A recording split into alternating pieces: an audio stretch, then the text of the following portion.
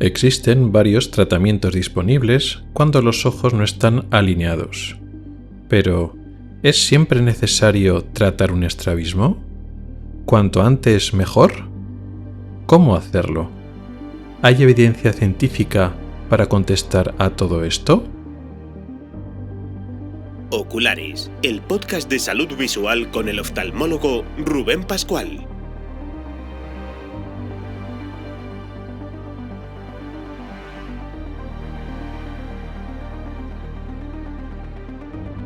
Bienvenido al episodio 9 de septiembre de 2023. ¡Comenzamos!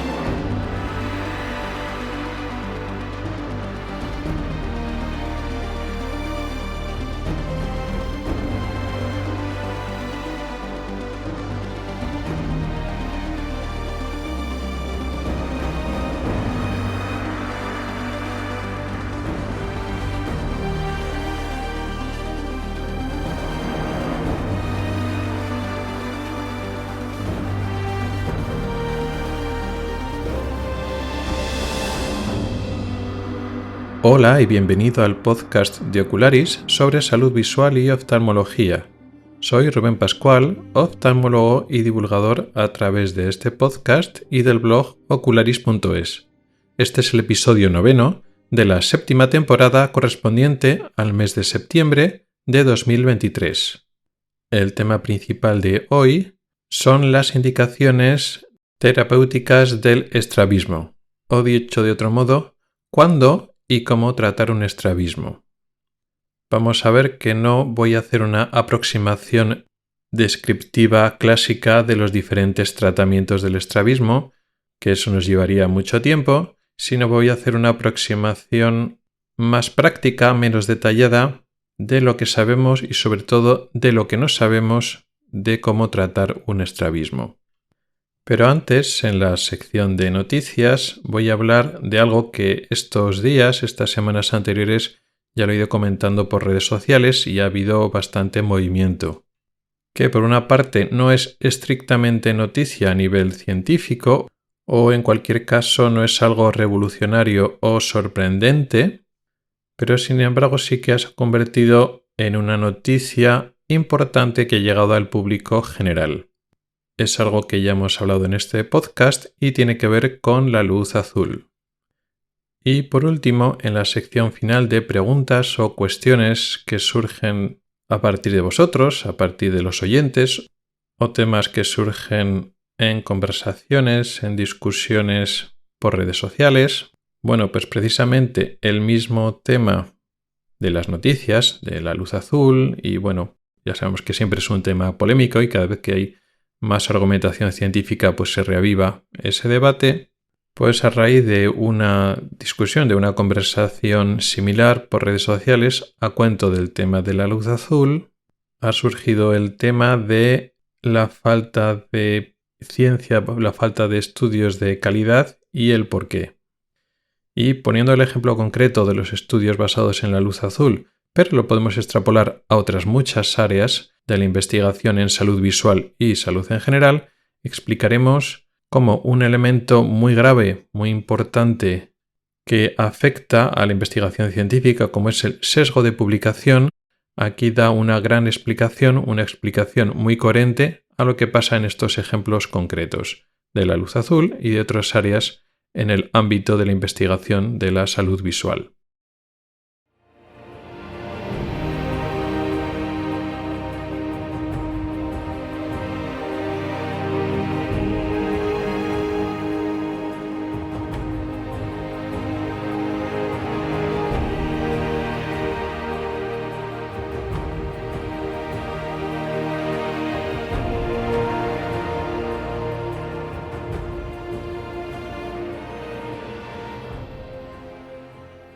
La noticia es que se ha publicado de forma relativamente reciente una revisión, una revisión sistemática de una organización, una plataforma con gran prestigio en el ámbito de la investigación médica, como es la Cochrane Library. Las revisiones sistemáticas lo que intentan es hacer una recopilación de la investigación científica que hay en un tema, y lo más importante quizás es estudiar y analizar cada uno de los estudios y ensayos clínicos y descriptivos y estudios poblacionales, en fin, todos los estudios científicos que hay de un tema en concreto, incluso no solo de un tema concreto, sino contestando una o dos preguntas o unas pocas preguntas muy concretas, clínicas, más o menos prácticas, en el ámbito, como digo, de la biomedicina, de la investigación clínica en medicina, y en función del grado de calidad que tiene cada uno de los estudios, intenta hacer un resumen y llegar a unas conclusiones.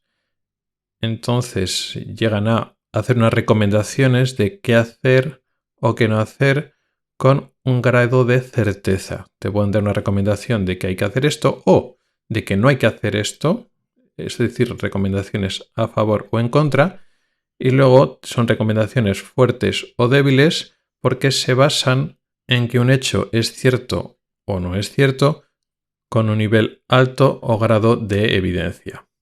Por ejemplo, tenemos una enfermedad que se trata tradicionalmente con los tratamientos A o B. Y entonces una revisión sistemática que puede hacer pues, la Cochrane Library o cualquier otra organización que quiera contestar a estas preguntas y quiere saber, bueno, los tratamientos son efectivos para esta enfermedad y cuál sería el tratamiento ideal, cuál es el tratamiento más seguro. Entonces analizan los diferentes estudios que analizan la eficacia del tratamiento A, en los que analizan la eficacia del tratamiento B, cada uno de esos tratamientos comparados con placebo, comparados con no hacer nada, que comparan A contra B, tanto en eficacia, pues cómo cura esa enfermedad, o cómo la mejora, o cómo la alivia, y también los efectos secundarios, el perfil de seguridad, los efectos adversos y complicaciones que tienen cada uno de los tratamientos. Y en base a la calidad de esos estudios, la revisión hace unas recomendaciones de tratar mediante el tratamiento A, mediante el tratamiento B, o no tratar, es decir, que ninguno de los dos ha demostrado ser eficaz frente a placebo, por ejemplo, o aunque hay una eficacia resulta que hay efectos adversos y entonces recomienda no hacerlo. En fin, digamos que sería cristalizar en recomendaciones prácticas y concretas para una enfermedad o para una medida terapéutica o para un procedimiento diagnóstico, para, en fin, un acto médico o un acto terapéutico, pues aplicar los principios de medicina basada en la evidencia o medicina basada en las pruebas o medicina basada en la ciencia.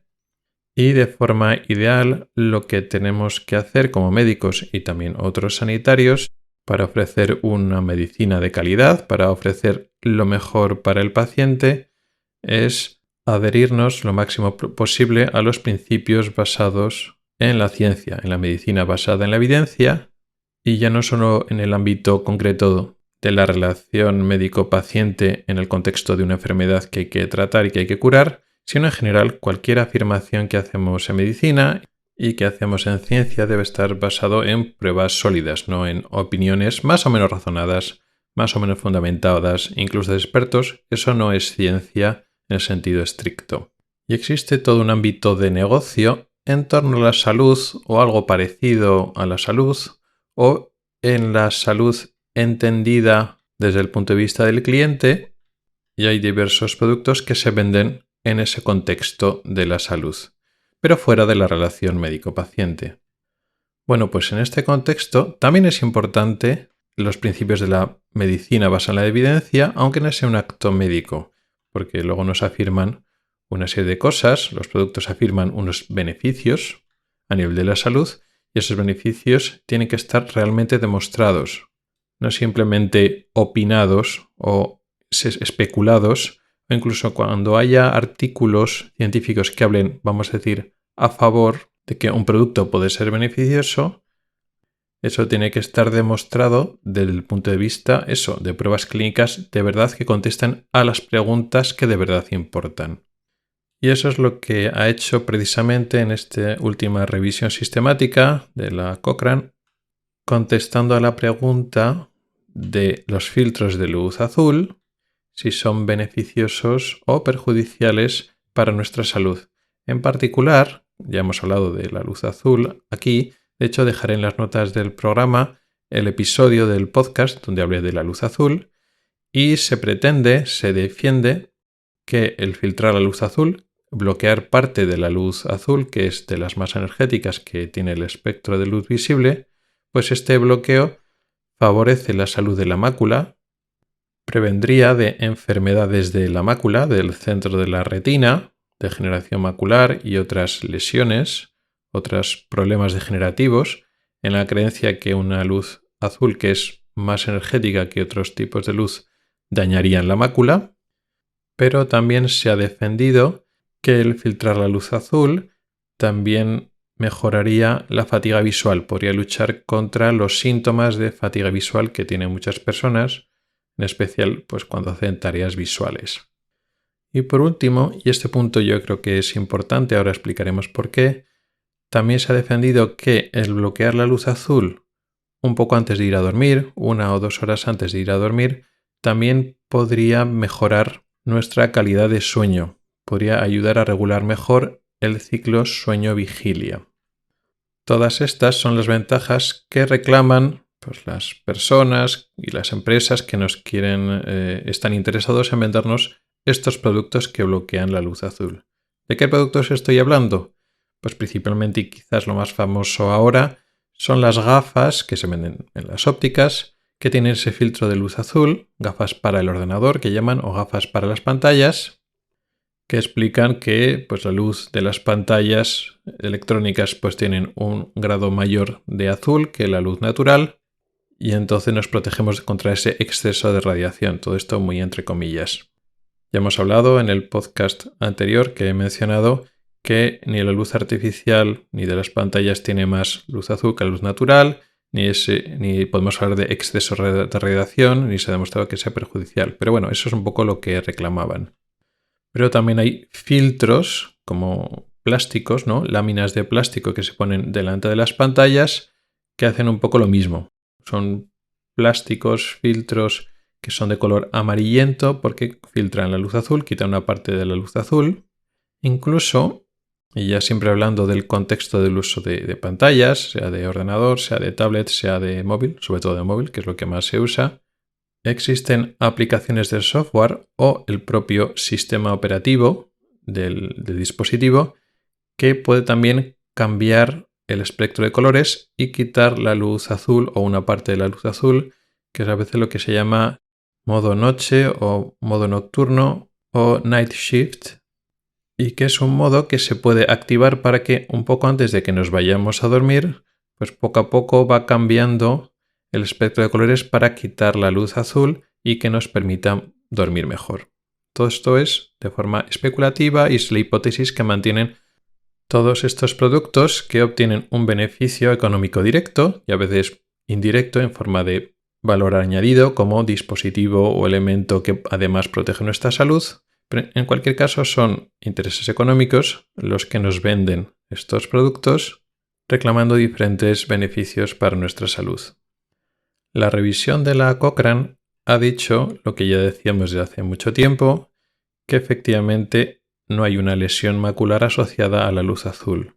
De esto ya he hablado varias veces, no voy a insistir mucho, que la degeneración macular asociada a la edad u otras enfermedades degenerativas de la mácula no son enfermedades causadas por la radiación, son otras las causas implicadas, pero es que además la radiación no juega un papel relevante. Además, aunque la luz azul efectivamente es más energética que la luz verde o que la luz roja, la diferencia es poco relevante en comparación pues, con la llegada de luz ultravioleta, por ejemplo, que es mucho más energética que cualquier color, que cualquier zona del espectro de luz visible. Además, existen unos mecanismos de control en el ojo y es que la luz azul es una luz muy presente en la naturaleza y nuestro ojo ha evolucionado adaptándose a estar todo el día lidiando con dosis de luz azul natural que son muy superiores a la luz azul que nos dan los dispositivos electrónicos o la luz artificial.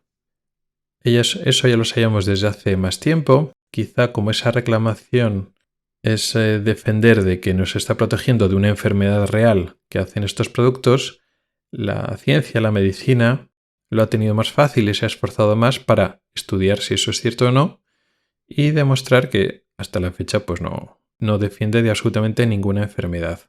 Con lo cual, aunque bueno, pues algunos productos siguen diciendo que nos protegen la salud de los ojos y defienden nuestra retina, defienden nuestra mácula, a nada que rascas un poquito, pues ya desde hace bastantes años hay evidencia científica de que no.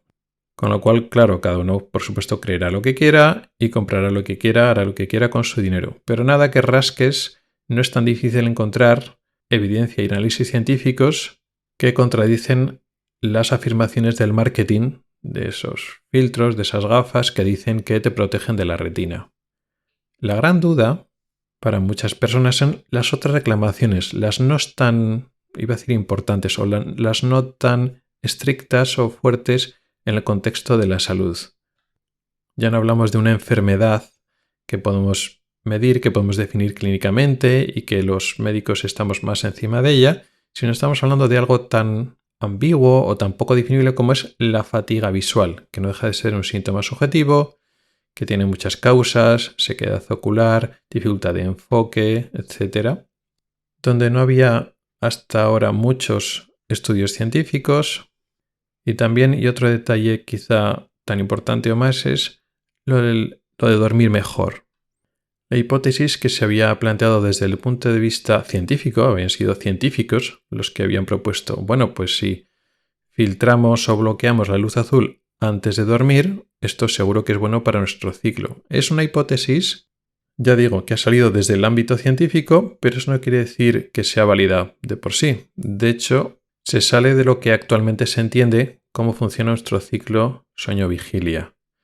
Cuando dormimos y cuando nos despertamos y los circuitos neurológicos y hormonales que lo regulan no se conocen muy bien, sobre todo en el ser humano porque es más complejo y hay muchos circuitos paralelos que funcionan y no sabes el peso que se da cada uno, pero uno de esos circuitos muy primitivo, que también está en otros animales pues más pequeños y con menos complejidad neurológica y hormonal que tienen los humanos, pues tiene que ver con los ojos y con la luz azul. La luz azul bloquea una hormona que es la melatonina, de tal forma que cuando estamos despiertos recibimos luz azul a nuestros ojos y la melatonina, esta hormona, queda bloqueada cuando estamos en vigilia, cuando estamos despiertos.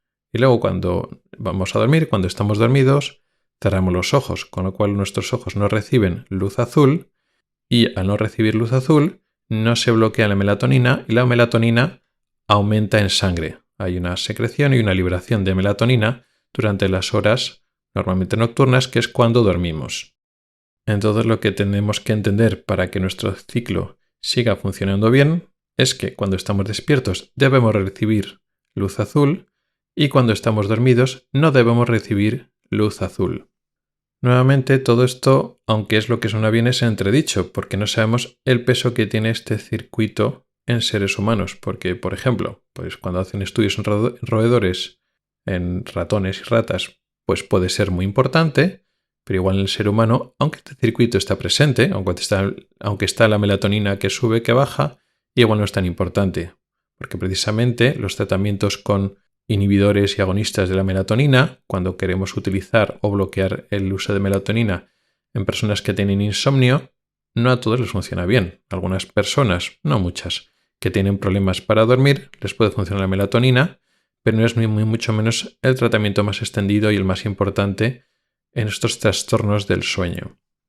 Y aparte, las personas invidentes no les funciona bien, o no les funciona para nada el estímulo de luz azul para controlar su liberación de melatonina y en general su ciclo sueño-vigilia. Y la mayor parte de las personas invidentes, de los ciegos, no tienen problemas para dormir. Con lo cual este ciclo igual no es tan importante. Pero, aunque fuera importante, funciona y funcionaría así. Estamos despiertos, luz azul. Estamos dormidos, no luz azul. Sin embargo, la hipótesis que plantean estos científicos para hablar del bloqueo de luz azul es, antes de ir a dormir, que no tengamos luz azul. Pero antes de ir a dormir, estamos despiertos. De forma natural, cuando nosotros nos vamos a dormir, seguimos recibiendo la luz azul antes de cerrar los ojos. Es más, lo habitual es que recibamos más luz azul justo antes de dormir. Cuando es de noche, la noche natural, no digo en la luz artificial, sino en los homínidos y los primitivos humanos, cuando se iban a dormir y ya había anochecido, los tonos de luz nocturna naturales tienden hacia el azul, no son colores cálidos. Cuando se inventó el fuego y luego después la iluminación artificial más de tipo amarillenta, la cosa cambió completamente. Pero en un entorno natural, el ser humano, cuando ya está anocheciendo y anochecido y se va a ir a dormir, recibe menos cantidad de luz porque se va anocheciendo, está en penumbra, pero la proporción de azul en esa cantidad de luz reducida aumenta. De la poca luz que recibimos, la mayoría está en ese espectro del que se llama de luz fría, de luz en la zona del espectro del azul. Con lo cual, a pesar de que a muchos cuando leímos esas hipótesis nos chirriaba, decir, bueno, no tiene que haber luz azul cuando estás con los ojos cerrados, pero con los ojos abiertos, esa hipótesis de que tenga que disminuir la cantidad de azul cuando te vas a dormir, no sé dónde se la han sacado. De hecho, en la naturaleza pasa exactamente lo contrario, con lo cual ya no nos encajaba mucho. Pero a pesar de eso, esta hipótesis de que nos puede ayudar para conciliar el sueño, estos filtros que bloquean parte de la luz antes de ir a dormir, o ese night shift, este cambio en el sistema operativo de los dispositivos, pues ha tenido como mucha penetrancia y han dado por bueno estudios que hacían en otros animales o estudios de baja calidad en humanos, pues mucha gente ha dado por bueno esos estudios y ha inferido eso. Incluso, y eso me ha sorprendido, no para bien, pues oftalmólogos en Estados Unidos que, bueno, recibían muchas preguntas de las gafas de luz azul, los filtros de luz azul, ¿son buenos, son malos? Pues cuando hablaban de lo que es la enfermedad de la mácula, de la retina, pues decían las cosas como se sabía y cómo se tenía que ser. No, efectivamente, estos filtros de luz azul no protegen ninguna enfermedad, pero sí que defendían, bueno, pero es bueno para dormir mejor, con lo cual si duermes mal, pues recomiendo utilizar, pues disminuir el azul justo antes de dormirte. Y es lo que llamaba la atención, que por una parte eran bastante científicos, o seguían bastante un poco lo que se había demostrado o no demostrado, pero luego se la colaban por el otro lado. Así que en este sentido, esta revisión de la Cochrane es interesante porque nos ha dicho lo que ya sabemos de antes, que para la retina, para la mácula no previene ninguna enfermedad. Muy importante lo de la fatiga visual. Cuando se han hecho estudios un poco más serios, pues no han demostrado que prevenga o que luche o que mejore el tema de la fatiga visual, pero también muy importante, no mejora la calidad de nuestro sueño. No vamos a dormir mejor por utilizar estos filtros de luz azul. Así que ya no queda ninguna reclamación, por decirlo así, ninguna cosa buena de utilizar estos filtros. Además, la ventaja es que, aunque no es nada sorprendente para los que estamos un poco metidos en el tema y somos críticos y queremos que nos demuestren las cosas en condiciones antes de vender ese tipo de productos, pero es que ya de fuera ha llegado esa noticia a más gente, ha llegado a la prensa generalista y muchos periódicos y medios digitales y convencionales que en su momento, hace no tanto tiempo, hace un par de años o 3 años, habían defendido que estos filtros de luz azul, estas gafas de luz azul, estos plásticos, nos ayudarían a dormir mejor. En parte, bueno, pues hasta qué punto era una noticia o era más bien una noticia patrocinada que era una publicidad encubierta. Bueno, pues el caso es que ahora estos mismos medios pues te dicen lo contrario. Te dicen lo contrario porque en la revisión sistemática dice eso, que no han podido demostrar que sirva para nada de esto. Así que es muy importante que este mensaje llegue de forma clara. El uso del por si acaso no tiene ningún sentido. De hecho, si los filtros de luz azul tienen un efecto en el ciclo sueño-vigilia, tendríamos que pensar que tendrían que ser perjudiciales. No lo son, o no está demostrado que lo sean, posiblemente porque los filtros que se venden en la actualidad son muy débiles, no bloquean toda la luz azul, sino la imagen se empobrece mucho, pero bloquean una pequeña parte de la luz azul, con lo cual el efecto perjudicial que sí podríamos esperar no lo encontramos. ¿De qué estoy hablando? Decía antes que en el ciclo sueño-vigilia no tiene que haber la luz azul cuando estamos durmiendo, con lo cual, pues bueno, eso es fácil porque estamos con los ojos cerrados, pero por el día tiene que haber luz azul. Y si recibimos insuficiente luz azul, podríamos esperar que nuestro ciclo sueño-vigilia se alteraría y que estaríamos soñolientos o no estaríamos bien despiertos por el día cuando tenemos que estar despiertos y por la noche no conciliaríamos bien el sueño. No ocurre así, pero podríamos esperarlo si utilizáramos filtros más fuertes, más intensos mientras estamos despiertos.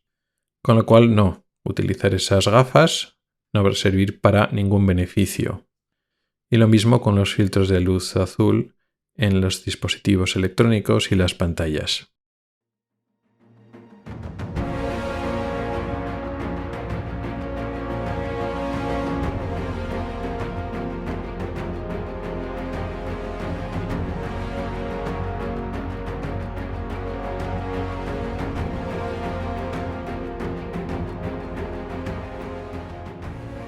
Y ahora pasamos al tema principal de hoy. Vamos a hablar de una enfermedad, que es el estrabismo, y de sus tratamientos, aunque no de forma muy detallada porque eso da para mucho. Podríamos dedicar episodios enteros para hablar de un tipo concreto de estrabismo y uno o más episodios para hablar de cada una de las modalidades de tratamiento que hay. No vamos a entrar en mucho detalle en cómo funciona cada uno de los estrabismos y cada uno de los tratamientos, pero sí nos vamos a concentrar en el momento de tratar y la modalidad a tratar. Más concretamente, qué medidas, qué actitudes tenemos que tomar delante del estrabismo y el tiempo. Cuál es el momento de tratar, de no tratar y qué hacer, qué buscamos con el tratamiento. El estrabismo es la desalineación de los ojos.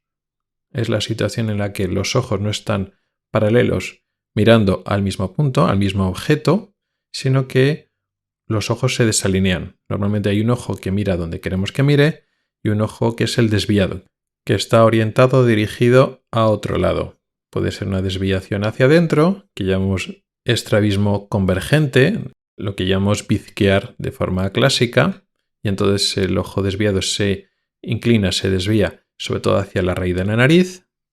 También ya lo llamamos endotropias. Y también es bastante frecuente cuando el ojo se desvía hacia afuera, cuando el ojo se va hacia la zona de la oreja, hacia la zona exterior. Eso le llamamos estrabismo divergente o exotropia. Y estos dos, hacia adentro y hacia afuera, son los estrabismos horizontales. Luego también están los estrabismos verticales, en los que un ojo se pone más alto que otro. Entonces, al margen de que el ojo que fija sea el ojo que está abajo y entonces el desviado está para arriba, o puede pasar al revés. El ojo que fija es el que está más arriba y entonces vemos que el desviado está hacia abajo, está mirando hacia abajo. Entonces tenemos estrabismos horizontales y estrabismos verticales. Pero todo esto es mucho más complejo de lo que puede parecer, porque uno puede tener un estrabismo horizontal, un estrabismo vertical o los dos. El estrabismo se puede manifestar a veces sí, a veces no. Puede ser un estrabismo intermitente, o sea que a veces el ojo está torcido, a veces no. A veces está torcido siempre en el ámbito horizontal, pero el estrabismo vertical aparece a veces, o viceversa. Puede tener un ángulo variable, a veces torcer más, a veces torcer menos. Es bastante habitual que siempre se tuerza un ojo, el desviado, o el que llaman ojo malo, entre muchas comillas, porque no tiene por qué estar malo. Puede ser un ojo que ve perfectamente, pero está desviado. Ser siempre el mismo ojo, pero no siempre es así. Tampoco es nada infrecuente que el estrabismo sea lo que se llama alternante. A veces tuerce un ojo y a veces tuerce el otro ojo. Así que a nivel meramente motor o descriptivo, el estrabismo es un cuadro muy variable, intermitente, constante, alternante o monocular, horizontal, vertical, ambos. Todo puede variar mucho. En cada persona tiene un estrabismo totalmente diferente. Pero no solo eso, y muy importante para lo que vamos a hablar hoy. Los síntomas y las alteraciones que produce ese estrabismo también varían muchísimo. A veces da problemas, digamos, sensoriales. El más importante, el más intenso y grave es la visión doble. Algunas personas con estrabismo ven doble, ven dos imágenes, porque como cada ojo está mirando a sitios diferentes, pues entonces, en vez de tener una sola imagen, fusión de cada una de las dos imágenes de cada ojo, el cerebro es incapaz de juntar las dos imágenes que viene de cada ojo en una sola porque no es la misma imagen, los ojos no están mirando al mismo sitio, y eso se llama visión doble o diplopia. También pueden aparecer otros síntomas como fatiga visual, dificultad para ver las distancias, pero por simplificar un poco, cuando aparecen este tipo de síntomas en el cual el cerebro no está bien adaptado a que los ojos estén desviados, pues aparece sobre todo visión doble, aunque puede haber algunos más. Aparte de esto, pueden aparecer problemas sociales y comunicativos. Un elemento muy importante en este tipo de cirugías, que mucha gente lo denomina de forma errónea problemas estéticos. Y de esta manera, utilizando esta palabra, asimila la cirugía del estrabismo con otras cirugías llamadas estéticas, como liposucciones o aumentos de pecho o rellenar los labios o afilar la nariz, ese tipo de operaciones estéticas en cara y cuerpo. Y sin embargo, la cirugía del estrabismo, cuando no son por fines funcionales, es decir, cuando no tenemos que operar o tratar el estrabismo en general, por un tema de visión doble o un problema del cerebro adaptándose a esa circunstancia de que las imágenes de cada ojo no coinciden, cuando el problema es que los ojos se ven desalineados y otras personas ven al paciente estrábico que los ojos no miran a cada lado, no es que sea más bonito o más feo, y ya no es un problema de estética en el sentido que entendemos la estética en otro tipo de procedimientos y cirugías. Y aquí no estoy juzgando que la cirugía estética no sea buena o sea de un nivel o una importancia más baja que otras cirugías. Aquí estamos hablando de cosas diferentes. Lo que es bonito y lo que es feo, lo que es un cuerpo bonito y lo que es un cuerpo feo, varía mucho según las culturas y las épocas. Por ejemplo, lo que en otras épocas se consideraba un cuerpo bonito, ahora, por ejemplo, los gustos han cambiado, así que es algo relativo y muy variable, con el tiempo, con las personas, con las culturas. Sin embargo, hay unas estructuras y funcionamientos sociales que son innatos, en concreto con el ser humano, más que en otros homínidos, y es el contacto visual. De hecho, nuestros ojos tienen morfologías, tienen apariencias en algunos aspectos radicalmente diferentes comparados con nuestros primos otros grandes homínidos. Y es que nuestras escleras son blancas. La parte blanca del ojo en el ser humano es efectivamente blanca, en contraste con otros primates grandes, y eso permite que nosotros podamos detectar fácilmente la dirección visual en otras personas. De hecho, eso es una cosa más que aprendida, es innata. Hay estructuras de nuestro cerebro que directamente detectan dónde están mirando las personas de nuestro alrededor. Si nos están mirando a nosotros o no, a dónde están mirando. Y eso es muy importante a nivel social y, como digo, eso es innato, no es algo cultural o aprendido o dependiente de las épocas, el trasfondo cultural, etc. Cuando ese mecanismo cerebral no funciona, cuando somos incapaces de analizar bien dónde está mirando una persona, porque los ojos están estrábicos, están desalineados, surge una sensación rara o de extrañeza o de inquietud o de rechazo.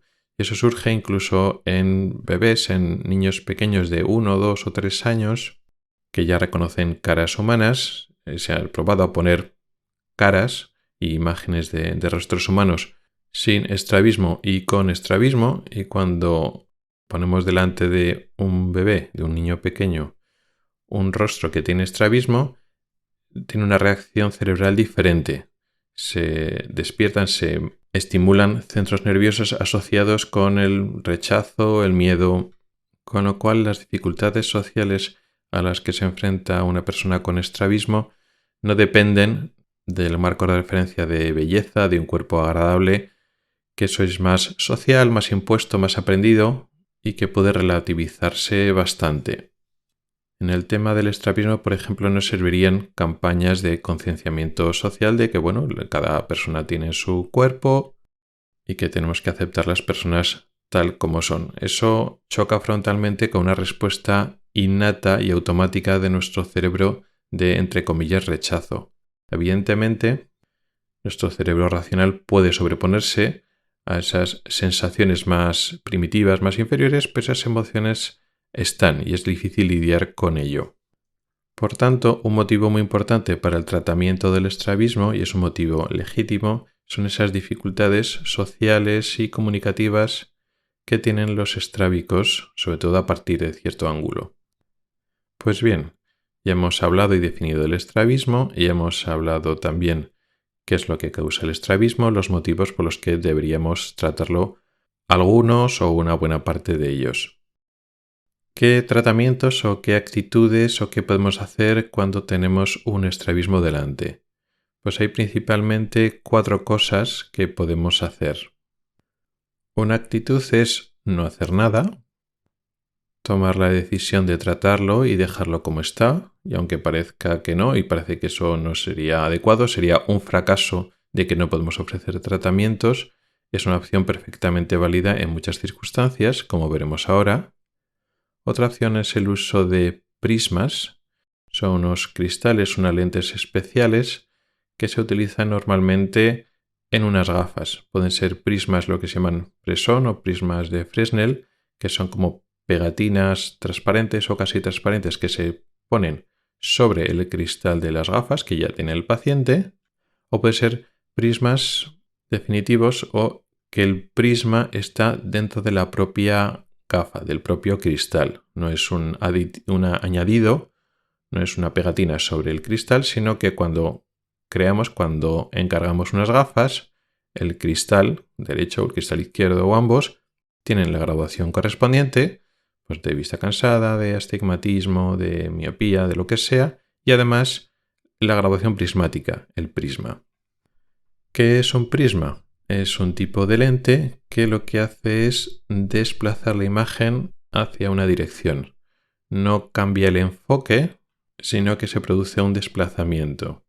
Coge toda la imagen que pasa por el cristal y la desplaza pues una cantidad de distancia, pues a la izquierda o a la derecha o arriba o abajo o en cualquier dirección si ponemos prismas oblicuos.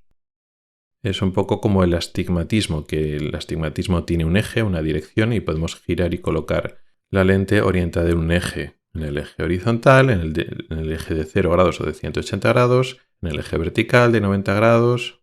En el caso del astigmatismo, da igual hablar de 0 que 180, pero en el caso del prisma no, porque la imagen se desplaza a la izquierda o a la derecha. Si hablamos del eje horizontal, no es lo mismo que mire hacia el eje de 0 grados que el de 180, o en el eje vertical no es lo mismo el eje de 90 grados que el de 270. Con el prisma podemos solucionar, hasta cierto punto y no siempre, pero podemos solucionar los problemas funcionales asociados al estrabismo, principalmente la visión doble. No solucionamos el problema estético, porque el prisma no corrige la posición de nuestro ojo. Si nuestro ojo está torcido, está desviado, el prisma no está haciendo nada en nuestro ojo para colocarlo en la posición correcta. Lo que hace es mover la imagen a donde está mirando el ojo. Si el ojo está torcido hacia adentro, por ejemplo, 2 grados, lo que hacemos es poner un prisma sobre el ojo desviado, en el cristal que está delante del ojo desviado, y movemos la imagen esos 2 grados para que la imagen corresponda exactamente hacia donde está mirando el ojo, de tal forma que las dos imágenes ahora coinciden y estamos mirando hacia el mismo punto, hacia el mismo objeto, aunque el ojo está primitivamente desviado, pues con el prisma conseguimos apañarlo para que las imágenes coincidan. Eso eliminaría la visión doble. Ventajas del prisma, que es una opción no quirúrgica, no tiene los riesgos, los efectos adversos, los problemas que tiene una cirugía, no es ninguna intervención, así que no tiene esos riesgos médicos en ese sentido. Es relativamente fácil de probar, muchas veces podemos colocar el prisma en ese mismo momento. Se pueden cambiar los prismas si es necesario, es un procedimiento reversible que podemos aumentar o disminuir la potencia del prisma, o sea que es bastante adaptable, personalizable a la persona, a lo que vaya necesitando la persona en cada momento. Como desventajas es que no lo podemos utilizar siempre. No sirve para todos los tipos de desviaciones, solo para las desviaciones pequeñas. Y esto enlaza con el otro problema. El prisma lo que hace es desplazar la imagen, pero no la deja perfectamente igual a la imagen sin prisma. cuando la imagen, los rayos de luz atraviesan un prisma, se produce una alteración de la imagen, lo que se llama aberración prismática. Principalmente lo que hace es alterar los colores. Cuando el prisma es muy bajo, la aberración prismática es baja. Es decir, cuando necesitamos poca potencia de prisma, cuando necesitamos, pues lo que decía, 1 grado, 2 grados, pues se produce poca distorsión, poca alteración de la imagen. Una persona lo puede notar, pues mira por el ojo bueno que no lleva el prisma y ve las imágenes perfectamente, y cuando se tapa el ojo bueno y mira por el ojo desviado que lleva el prisma, pues los colores están un poquito alterados, sobre todo a nivel de perfil de las siluetas de los objetos. Aparte están un pelín deformados, sobre todo los colores están alterados. Pero código como un prisma bajo, porque la desviación es baja, pues bueno, es algo tolerable. Conforme más estamos subiendo el prisma, pues más se va deformando la imagen. Hasta el punto en que prismas altos, a partir de 2,5 grados, 3 grados de prisma, ya se empieza a hacer difícilmente tolerable. Lo que vamos jugando es, pues cuando un prisma es muy alto, podemos dividir el prisma en un ojo y en el otro. Esto puede resultar raro porque decimos, bueno, pues aquí el ojo está malo, que es el que está desviado, es el que tiene que llevar el prisma. No tiene sentido poner prisma en el ojo que está recto. Pero es que no es así, no es que haya un ojo bueno y un ojo malo. Existe un estrabismo donde los ojos están desviados uno con respecto a otro. Lo que pasa es que uno toma la dirección y se pone recto. Pero existe un estrabismo, por ejemplo, convergente, donde los ojos tienen tendencia a juntarse, a meterse hacia adentro. Entonces, si corregimos la imagen en el ojo bueno o en el ojo malo, en el ojo desviado o en el ojo director, da un poco igual. Solemos empezar en el ojo desviado, pero podemos utilizar el otro también. Y cuando hay una desviación grande, un poco más grande, pero que todavía podemos utilizar el prisma, pues bueno, lo repartimos entre los dos. Pero como digo, pues eso, un límite adecuado, pues no debería superar los 5 o 6 grados en total, para no pasar mucho de un prisma de 3 grados en cada ojo.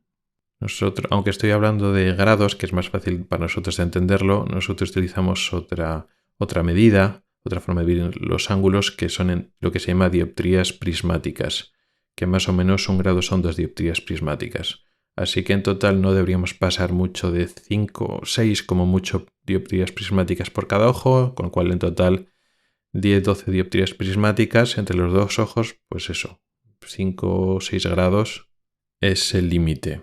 Que esos son estrabismos a nivel estético bajos, es decir, una desviación de 2, 3, 4 grados que es susceptible de utilizarse prismas, no suelen producir problemas sociales y comunicativos. Es una desviación relativamente pequeña que no se nota demasiado. Y sin embargo sí que puede producir visión doble en las personas que han tenido un estrabismo en la edad adulta que no se han podido adaptar a él. Con lo cual, cuando tienes una desviación baja, que no suelen producir esos problemas sociales y comunicativos, pero produce visión doble, pues un prisma puede ser un tratamiento adecuado con las pegas que hemos comentado.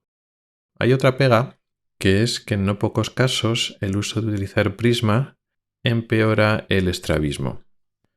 Cuando no llevamos el prisma, las imágenes no coinciden y el cerebro hace un esfuerzo activo de intentar compensar el estrabismo, intentar juntar los ojos o por lo menos que los ojos no se vayan desviando más y más. Al poner el prisma ya no tenemos esa sensación de visión doble o ese input cerebral de que las imágenes no coinciden, aunque sea a nivel inconsciente, y entonces no existe ese esfuerzo, ese movimiento activo de ajuste de los ojos para que intentar coincidir, intentar alinearse o por lo menos ese esfuerzo de que el ojo no se vaya desviando más. Con lo cual, en algunos casos, o no pocos casos, lo que hace el prisma, aunque a pesar de que soluciona el problema a corto plazo, de solucionar esa visión doble, si la hay, es que a largo plazo puede hacer que el estrabismo evolucione, que el ángulo vaya empeorando y vaya haciéndose mayor. O si el estrabismo es intermitente, a veces tuerce, a veces no, pues hace que el estrabismo se vaya haciendo cada vez más y más constante, hay más tiempo en los que los ojos están desviados y posteriormente aumenta el ángulo. No pasa siempre, hay veces que tenemos estrabismos que llevamos durante años con prisma y son estables, no van a más, pero también es bastante habitual que ocurra esto otro de que el estrabismo progrese más que si no hubiéramos hecho nada, que si no hubiéramos puesto prisma. Luego está la opción, el tratamiento quirúrgico, la opción de operar.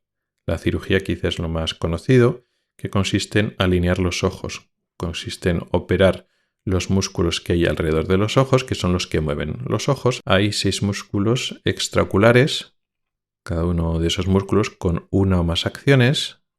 Y lo que hacemos es cortar los músculos, cortarlos en la inserción del ojo, donde los músculos se sujetan en el ojo, y luego después pues quitamos una parte del músculo y lo volvemos a coser a su inserción original, con lo cual el músculo se queda más tenso, con lo cual se vuelve más fuerte, reforzamos el músculo, o bien lo que hacemos es lo cortamos y lo volvemos a, sin quitar ninguna parte del músculo, lo volvemos a coser más atrás, unos 6 milímetros más atrás en su inserción original, con lo cual se queda más suelto, se afloja y con eso debilitamos, hacemos el músculo menos fuerte, más débil.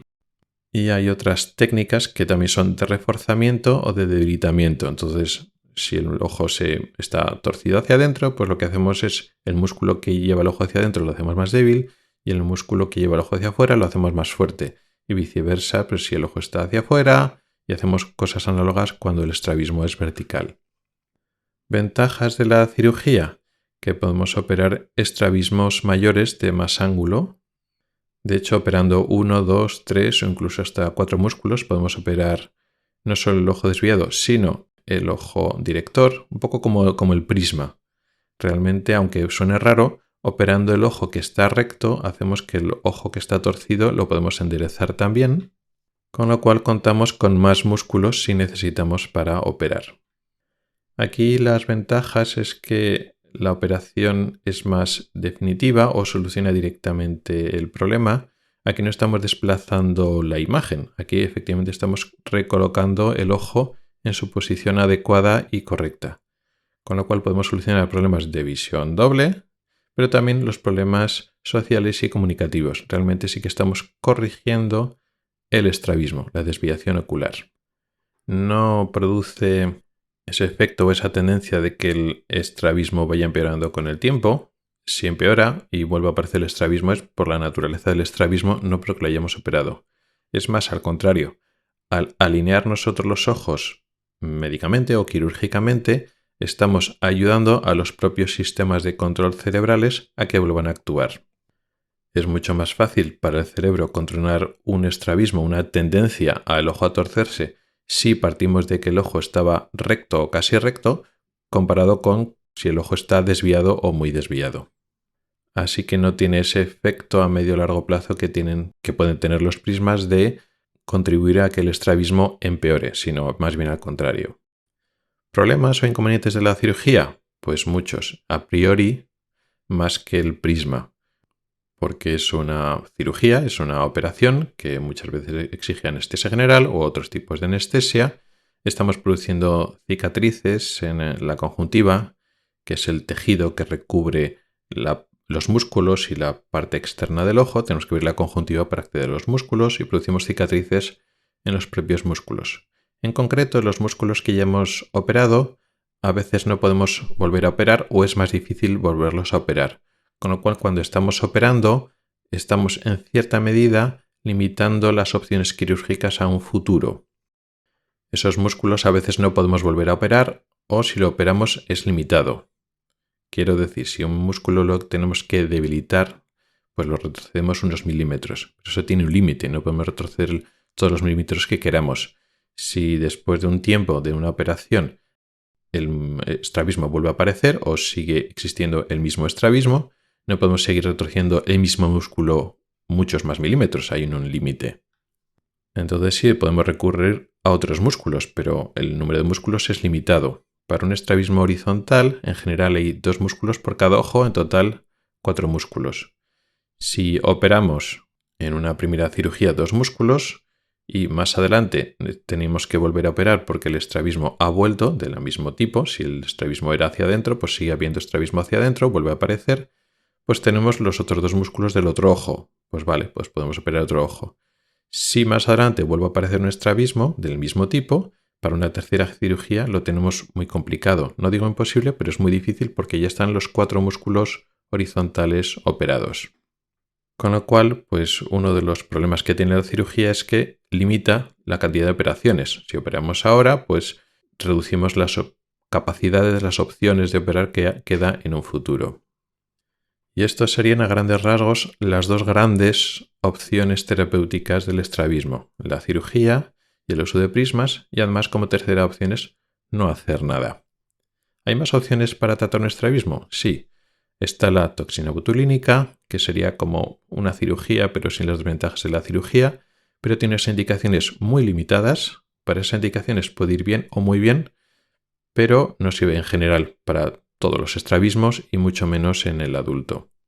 Y luego después también están opciones de tratamientos o ejercicios optométricos u ortópticos que sirven para potenciar nuestra capacidad natural de compensar un estrabismo que sea pequeño o que sea intermitente.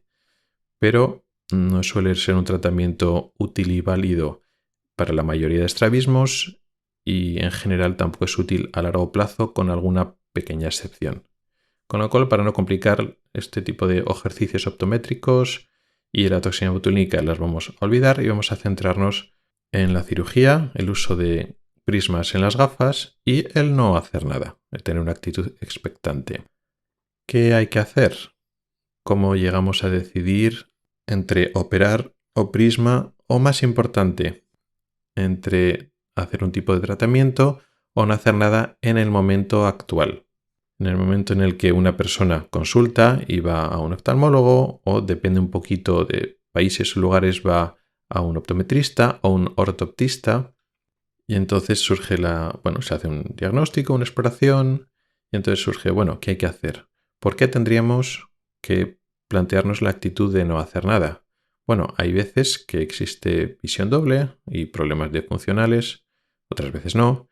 A veces el estrabismo es más grande, más pequeño, a veces el estrabismo es intermitente, con lo cual los problemas reales, actuales que tiene el paciente en el momento actual pueden variar desde casi nada a un problema muy grave de visión doble o unos problemas muy importantes sociales y comunicativos. Entonces hay un espectro muy amplio en cuanto a la intensidad y variedad de síntomas. Entonces, cuando los síntomas no son muy llamativos, una actitud de esperar puede plantearse. Y todo esto va a depender no solo de los síntomas, sino también del tipo de estrabismo y el estado y el momento evolutivo y el pronóstico de qué va a pasar con el estrabismo, si va a ir a más, si va a ir a menos, y cómo cada tratamiento puede cambiar esa historia natural, esa evolución del estrabismo. Con lo cual es un tema complicado. De hecho, esto es la clave, la complicación. No es solo evaluarlo, al final es complicado de forma individual, persona a persona, sino es que el funcionamiento de la motilidad ocular, del alineamiento y desalineamiento de los ojos, cómo funcionan los músculos y todo el sistema neurológico, todos los circuitos del cerebro que rigen y llevan a cabo los movimientos de los ojos y cómo estos están alterados, es muy difícil de entender. Y además no tenemos toda la información, ni los más expertos lo entienden perfectamente porque la ciencia no ha resuelto la mayoría de las incógnitas de cómo funcionan los movimientos de los ojos, cómo se rigen, cómo se regulan y cuando se alteran, ¿por qué? No sabemos la causa real de la gran mayoría de los estrabismos, incluso de los estrabismos que más o menos conocemos la causa, pues una parálisis. El paciente ha sufrido un pequeño microinfarto que ha alterado un nervio que a su vez movía un músculo. Esas causas, ese mecanismo lo conocemos. Pero una vez se produce el desalineamiento de los ojos, las consecuencias que se producen en el cerebro, cómo el cerebro responde a ese estrabismo, tampoco lo conocemos bien. Como no lo conocemos, pero realmente tenemos que tratar a pacientes y darles una solución, pues los clínicos se hacen un modelo de cómo funcionan nuestros sistemas de regulación, cómo se producen las alteraciones primarias, secundarias y terciarias de un estrabismo, y en base a ese modelo, que más o menos es coherente consigo mismo, aunque a veces como es un modelo no dejan de ser un grupo de hipótesis alineadas y coherentes, pues como digo, a partir de ese modelo que nos creamos en la cabeza, pues ofrecemos unos tratamientos e intentamos hacer unos pronósticos. ¿Cuál es el problema? Que ese modelo no está totalmente validado con datos empíricos y científicos totalmente sólidos. A través de unos datos empíricos, pues nosotros hacemos un modelo que intenta explicarlo, pero ese modelo nos lleva a otra serie de consecuencias, otra serie de conclusiones, y nos fiamos de ese modelo para hacer caso a esas conclusiones, pero no está validado todas las conclusiones, todas las especulaciones que podemos hacer a través de ese modelo. Esto se aleja un poco de otras áreas de la oftalmología, que no hay que teorizar ni hay que especular tanto. No tenemos que hacer unos modelos tan complejos y por tanto con tanto riesgo de error. En el ámbito del estrabismo y en el ámbito del desarrollo visual, que está muy relacionado con el estrabismo, pues sí, es un tema que es más complejo y tenemos menos conocimientos reales y detallados. Y este fallo de dejarse llevar por el modelo ya ha ocurrido anteriormente. Por ejemplo, para entender el desarrollo de la visión en los niños y para entender cuándo falla ese desarrollo visual, cuando ocurre el ojo vago o la ambliopía, han surgido históricamente una serie de tratamientos de la ambliopía, del ojo vago, basado en modelos que creíamos que eran ciertos y hemos probado tratamientos que eran compatibles con ese modelo. Y luego, después de años de utilizar esos tratamientos, se han visto que eran ineficaces. Un ejemplo clásico, pero no es el único, es el uso de postimágenes para el tratamiento de la ambliopía que lo usaban los oftalmólogos hace ya unas cuantas décadas en base a cómo funciona el desarrollo visual. En ese momento se utilizaban una serie de dispositivos y sesiones donde unas imágenes se utilizaban porque se pensaban que dejaba una especie de impronta de las imágenes en la retina. Ahora no tiene sentido explicarlo porque no funciona, pero a lo que voy es que cuando hacemos un modelo, aunque sea un modelo complicado y nos encaje muy bien en la cabeza, tiene que ser validado. Al final son modelos complejos donde hay muchos elementos que están interactuando entre sí y al final uno se hace sus cablas, sus especulaciones y en base a eso, que le suena muy bien a uno, a su modelo particular, pues entonces se justifican una serie de tratamientos. No hay una validación directa de que esos tratamientos sean eficaces para ese tipo de estrabismos o para ese tipo de justificación que nosotros queremos hacer. Así que ya tenemos un ingrediente, un conocimiento complejo que la ciencia no nos está dando las respuestas a lo que necesitamos saber y unos modelos teóricos que se hacen, pues, diferentes gurús, expertos en la materia, pero aunque son razonables y se basan en indicios demostrados, validados, realmente el modelo no está validado y las conclusiones a las que llegan estos expertos no están validadas. Con este ingrediente llegamos a lo que yo llamo el sesgo del martillo y los clavos, que se basan en ese popular refrán que dice que para un martillo todos son clavos. Bueno, pues es la tendencia a el profesional que se dedica principalmente a un tipo de tratamiento tiende a favorecer utilizar ese tratamiento. Cuando las indicaciones están claras, porque pues eso, la ciencia responde a las preguntas, mira, esto hay que operar, esto no hay que operar. Vale, pues esto está claro, pues no te puedes extralimitar o especular para operar lo que no tiene indicación. Pero en este caso no ocurre así. Con lo cual, en base a una justificación, en base a unos modelos, a unas teorías de cómo funciona nuestro desarrollo visual y nuestro desarrollo de los movimientos oculares, podemos justificar pues el cirujano que hace operar, con lo cual puede tener tendencia a operar. ¿Qué hace el optometrista o qué hace el ortoptista? Pues principalmente poner prismas. ¿Qué tiene que hacer? Pues poner prismas.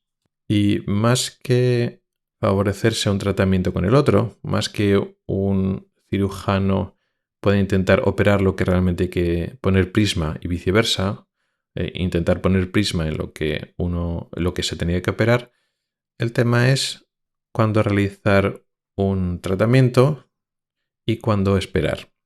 En el caso de los cirujanos, la duda es cuándo operar o cuando un cirujano recomienda o indica la operación y esa indicación quirúrgica no está basada realmente en medicina basada en la evidencia de forma estricta, sino que la indicación está basada en un modelo teórico, que es otra forma de decir que es una forma de inventarse la indicación. Está basada en algo, pero no es en algo que es irrefutable, que es algo que puede fallar.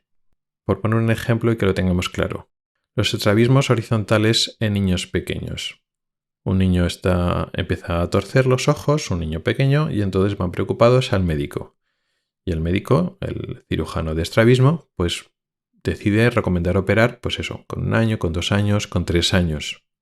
El operar tan pequeño tiene sus problemas y sus complicaciones, no solo en anestesia general, en niños tan pequeños, sino que muchas veces cuanto más pequeño operamos un estrabismo horizontal, más riesgo hay de que se necesiten futuras operaciones, que el estrabismo vuelva a aparecer. Ese mismo tipo de estrabismo, que nos hemos quedado cortos en la cirugía, o, aunque después de la cirugía queda bien, pues vuelve a aparecer el mismo tipo de estrabismo, o el estrabismo contrario. Por ejemplo, un niño torcido hacia adentro, le operamos y tiempo después el ojo se le va hacia afuera. Y lo que decíamos antes, ya hemos quemado, ya hemos operado 2 músculos, normalmente operamos 2 músculos, nos quedan solo otros 2 músculos. El operar tan pronto limita las posibilidades de futuras cirugías, pero es que además, cuanto más pronto operamos, más posibilidades hay de que tengamos que operar. Con lo cual, si es un niño que no está sufriendo visión doble, porque niños tan pequeños se adaptan muy bien, con lo cual no tienen esos trastornos funcionales, sí que existen algunos trastornos. La visión tridimensional, por ejemplo, se ve afectada y el estrabismo puede producir ojo vago, pero el ojo vago lo podemos controlar de otra manera que no sea la cirugía. Pero el niño no está sufriendo de visión doble en ese momento. Ese estrabismo no produce unas limitaciones graves en el funcionamiento general del niño. No le impide ver bien, por decirlo así, aunque no vea con los 2 ojos a la vez. El problema social o comunicativo no suele ser importante en esas épocas, suele aparecer más en el niño mayor o más cercano a la adolescencia, cuando eso es más patente. En el niño pequeño eso no es tan importante, con lo cual la duda es ¿cuándo operar? Si lo operamos con 2 años, el riesgo de que haya que volver a operar o que vuelva a aparecer un estrabismo de uno o de otro tipo es más alto que si esperamos un tiempo. Ahora aquí voy a obviar que en este ejemplo concreto, en el niño pequeño que tuerce el ojo hacia adentro, pues sería un buen candidato posiblemente para toxina botulínica. Vamos a olvidarnos para explicar todo. Vamos a poner un caso, pues eso, sea un niño o incluso un adulto, que la indicación para operar no es tan clara porque no tiene problemas reales tan patentes, pero el cirujano pues recomienda operar cuanto antes. ¿Por qué? Bueno, pues ese modelo. No, es que está perdiendo la visión tridimensional, la estereopsis, la colaboración entre los 2 ojos, y entonces hay que operarlo cuanto antes porque si no perdemos esa ventana de tratamiento, esa oportunidad de recuperar esa visión tridimensional. Esto, que suena bien en su modelo, no está realmente validado por la ciencia. No hay estudios científicos que lo validen realmente. No hay estudios de suficiente calidad que hayan, solucionado esta duda. ¿Por qué? Primero, porque igual el riesgo de que haya que hacer reoperaciones y que el resultado quede mal no es compensado por el tema de la visión tridimensional, que sí es importante, pero no tan importante como tener una buena visión en cada ojo. Muchas personas tienen una visión tridimensional insuficiente y hacen vida normal, pero tienen los ojos alineados. Igual, por la posibilidad de tener mejor visión tridimensional, estarse arriesgando los resultados a largo plazo, porque estás operando muy pronto, estás dejando cicatrices en esos músculos. Pero es que además no está tan claro. Tenemos a niños que empezaron a torcer, pues eso, con 2-3 años, sí que desarrollaron la visión tridimensional, la binocularidad antes, y lógicamente cuando los ojos están torcidos no demuestran esa capacidad de ver en 3 dimensiones, pero los operamos muchos años después o de adultos y vuelven a ver en 3 dimensiones a pesar de que llevan torciendo el ojo desde la infancia. Así que este es un ejemplo en el cual, pues, el cirujano en este caso tiene un modelo y dice no, hay que operar cuanto antes para que no se pierdan las 3 dimensiones, la binocularidad, pero que eso no está nada claro y está tomando una decisión de operar igual demasiado pronto. En el uso de prismas, pues lo mismo. La indicación de prismas varía mucho entre países y entre zonas.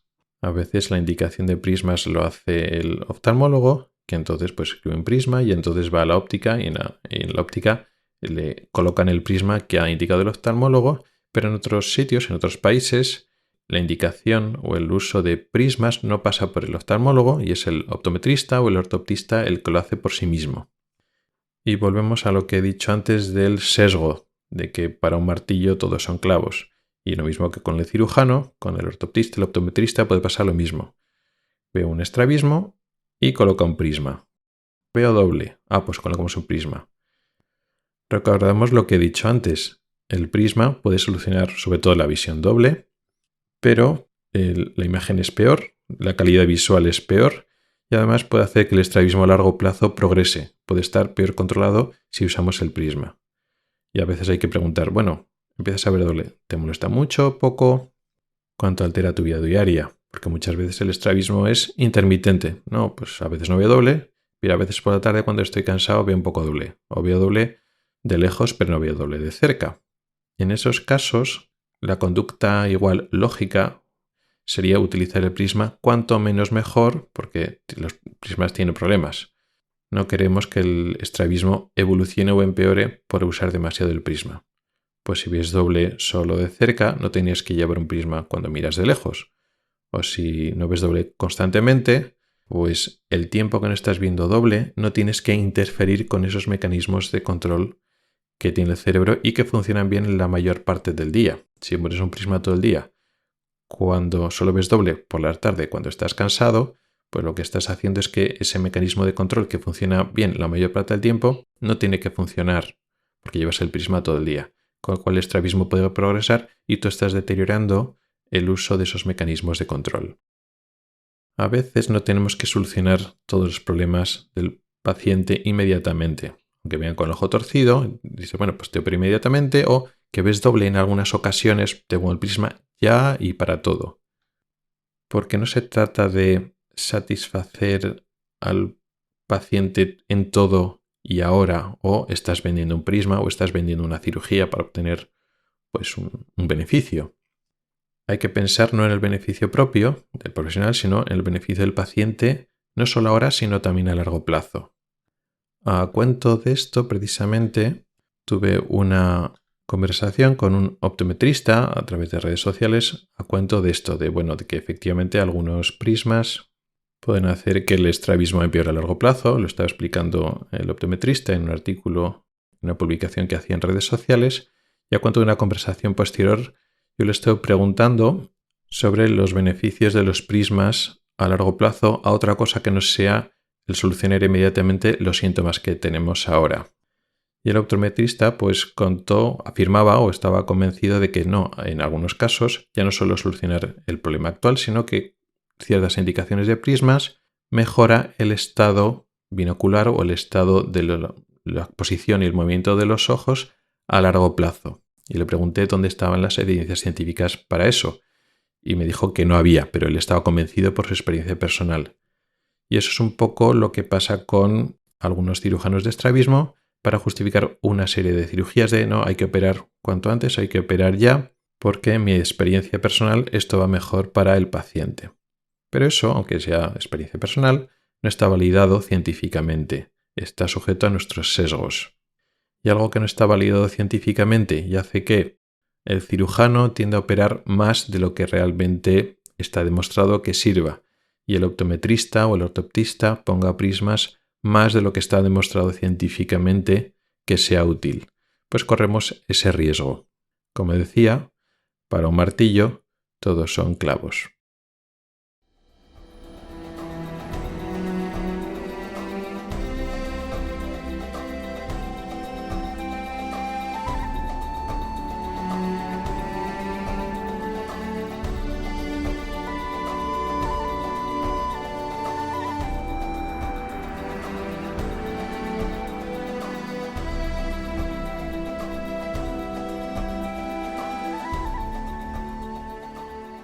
Y en la última sección, la de preguntas y cuestiones que surgen de vosotros los oyentes, traigo un tema relacionado con lo que hemos hablado al principio en la sección de noticias, hablando de la luz azul. Pero el tema concreto de la luz azul es una excusa para hablar de otro problema más global que se llama sesgo de publicación. Como vemos, el programa de hoy va mucho de los sesgos.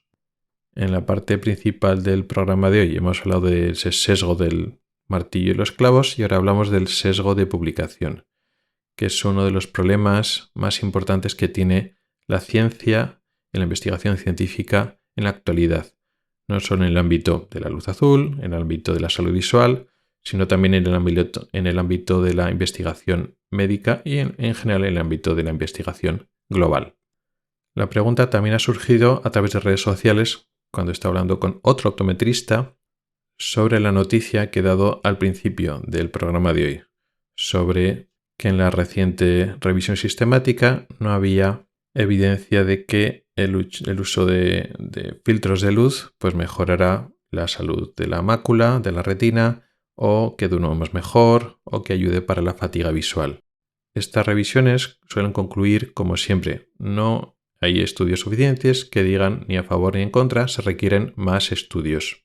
Y en esta conversación, pues el optometrista me comentaba, pues eso, por si acaso, no hay estudios, pero quizá otros filtros con más potencia, otros filtros que paren el azul con más potencia, pueden mostrar algún tipo de cambio, quizás beneficio, aunque yo argumentaba que es más plausible pensar en un prejuicio en el ciclo sueño-vigilia, por lo que había explicado anteriormente, pero él consideraba que la cuestión estaba todavía muy en el aire cuando yo no la veo que estuviera en el aire. Por supuesto, como cualquier principio científico, es falsable, es susceptible de ser modificado, de ser cambiado con futuras evidencias, evidentemente. Pero aquí podemos entender que hay un importante sesgo de publicación, con lo cual el resultado de esta revisión sistemática posiblemente es más definitiva de lo que pueda parecer cuando leemos la redacción de las conclusiones. Estos estudios no demuestran nada, pero futuros estudios pueden demostrar sí. ¿Por qué no hay esos estudios? Porque los estudios que hay son, teóricamente a favor, pero son de muy mala calidad y por tanto una revisión sistemática la ha rechazado. Porque no hay estudios que digan en contra, ¿no? Que hablen en contra. O en general estudios de mejor calidad, de mejor diseñados, que digan una cosa u otra, pero que estén mejor diseñados. Y aquí tenemos que pensar un poco cómo funciona la ciencia. La ciencia funciona a través de estudios. Y esos estudios, cuanto tienen más calidad, son más caros. Pero incluso los que no necesitan ser súper caros, siempre un estudio tiene que estar financiado. Tiene que haber un interés, una serie de personas que pagan dinero y dediquen un tiempo para realizar un estudio. En el caso de los filtros y las estrategias de filtro, pues hay una serie de empresas que venden esos filtros para pantallas, una serie de empresas que venden esas gafas con filtro azul, reclamando una serie de beneficios, o incluso también hay empresas que fabrican lentes intraoculares también con ese filtro azul para colocar durante la cirugía de cataratas. Todas esas empresas les interesa vender su producto, que muchas veces está patentado y que si son capaces de demostrar un beneficio aunque sea marginal, tienen mucho más estrategia de venta frente a su competencia. Vamos a pensar que con todo el dinero que se están gastando en marketing, esas empresas de gafas, esas empresas de lentes intraoculares, son empresas que tienen mucho dinero, que están ganando dinero por esos productos, pero ganarían mucho más si demuestran el beneficio visual que reclaman. Vamos a pensar que esas empresas no han financiado estudios. A lo largo de años, porque esto lleva muchos años en el mercado, este tipo de filtros, vamos a pensar que no han financiado estudios. Por supuesto que lo han financiado, porque aunque hagan un estudio para ver que va bien contra enfermedades de la mácula o contra el ciclo sueño-vigilia, si no demostrarán eso, pero solo demuestran que es bueno contra la fatiga visual y demuestran una mejoría marginal de un 5 o 10% de personas que utilizan estos filtros y que se les cansa menos la vista, si lo podrían demostrar fehacientemente que mejora, aunque solo sea la fatiga visual, vamos a creer que no lo publicarían, que no lo promocionarían, que su producto no es útil y no es válido para ese problema concreto. Y ya no digo si demuestran que mejora la salud macular, como prevenga, aunque sea en un pequeño margen, enfermedades como la degeneración macular, pues imagínate el gran logro que puede suponer para esas empresas. Darían, sea un exitazo y podrían ganar muchísimo más dinero del que están ganando ahora, porque ahora sí, las gafas de filtro azul, las lentes intraoculares, bueno, tienen su cuota de mercado, pero no se han comido el mercado ni mucho menos. ¿Por qué? Bueno, pues porque todavía no está demostrado. Evidentemente que lo han financiado. Y esos numerosísimos estudios de gran calidad, ¿dónde están? Porque claro, los estudios escasos de baja calidad que podían apuntar a que podía tener un beneficio son los que las revisiones sistemáticas lo rechazan por su baja calidad. ¿Dónde están los estudios de alta calidad? Vamos a pensar que esas empresas no han hecho esos estudios. Evidentemente, es absurdo pensar eso. ¿Y dónde están esos estudios? Pues no están publicados por una sencilla razón. Porque no dan resultados positivos para las empresas que lo financian. Una empresa de este tipo que vive de decir que esos productos son beneficiosos va a publicar un estudio financiado por ellos diciendo que esos productos no sirven para nada, evidentemente no lo van a publicar. Eso es lo que se llama sesgo de publicación. Claro, ¿qué interés tienen otras empresas, otras organizaciones, otras instituciones en hacer esos estudios? No hay mucho interés. A nivel público podría ser interesante. Bueno, pues podríamos desenmascarar estos productos que están vendiendo de forma casi siendo una estafa, de forma mintiendo, medio mintiendo o a veces mintiendo descaradamente. Sí, se puede desenmascarar, pero claro, la financiación pública llega a lo que llega y muchas veces se enfoca en líneas de investigación prometedoras donde pueden intentar buscar tratamientos, donde tiene una serie de plausibilidad, donde hay indicios de que haya tratamientos que funcionan. Los esfuerzos que pueden hacer la investigación pública son limitados para intentar contrarrestar las estrategias comerciales de marketing de empresas privadas que venden productos que no funcionan. Pero lo que sí que podemos estar seguros y entender es que esas empresas tienen el dinero y los recursos para realizar estudios de buena calidad que intenten demostrar que esos productos, esos filtros funcionan. Si durante todos estos años, con lo fácil que es hacer esos estudios, fácil si tienes dinero, pero hay millones de personas que tienen implantadas estas lentes intraoculares con filtro azul, o es muy fácil coger personas que utilicen esas gafas con el filtro del azul y ver si duerme mejor, duerme peor, si se les cansan los ojos, si no se cansan los ojos, si tienen más problemas en la retina o no. Es muy fácil coger un grupo de personas que utilicen esos filtros y compararlas con un grupo de personas que no utilicen esos filtros. Si tienes el dinero para financiar estos estudios y hacerlo con buena calidad, de forma aleatorizada, con un buen diseño, o sea, oportunidades tienes. No se trata de un tratamiento, una medida terapéutica carísima, muy difícil. Estamos hablando de enfermedades muy raras como baja prevalencia, ¿no? Estamos hablando de fatiga visual, medir la calidad del sueño, o estamos midiendo enfermedades tan frecuentes o que podemos mirar también como problemas en la mácula, degeneraciones maculares. Así que sí, es evidente que esos estudios se han realizado, pero no se han publicado. Si no se han publicado es porque sabemos que son negativos. A lo largo de estos años podemos contar con que esos estudios se han hecho por empresas que tienen mucho dinero y mucho interés en demostrar que existe ese beneficio, y el mero hecho de que no se hayan publicado ya nos está diciendo que existen estudios de gran calidad que dicen que no hay diferencia significativa, que estos productos no sirven para nada.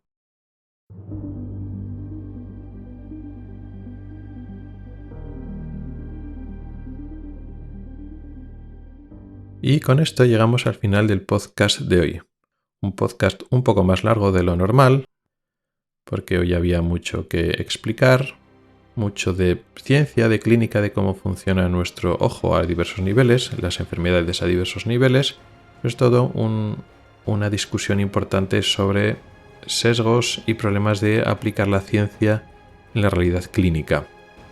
Muchas gracias por el tiempo que has dedicado a escucharme. Recuerda que puedes contactar conmigo para proponer temas para próximos episodios, tanto temas largos para desarrollar como dudas y preguntas más cortas. También puedes comentar o proponer noticias y temas de actualidad. Puedes escribirme a través de mi correo electrónico, que es ocularis@ocularis.es.